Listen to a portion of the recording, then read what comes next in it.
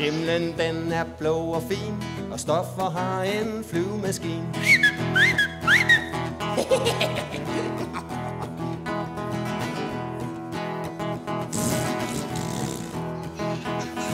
Den er lavet af træ og pap, og hjelmen er en læderlap.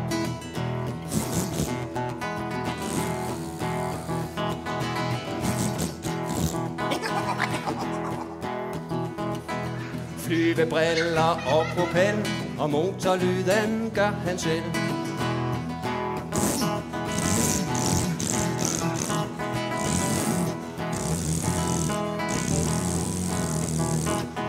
Fra toppen af et lille skur er han klar til en flyvetur.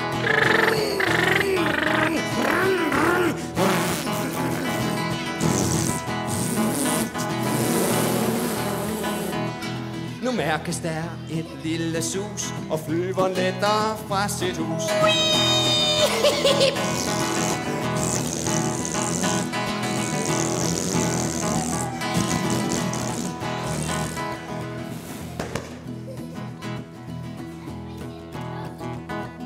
Den starter flot i glideflugt, men benzinen den er brugt.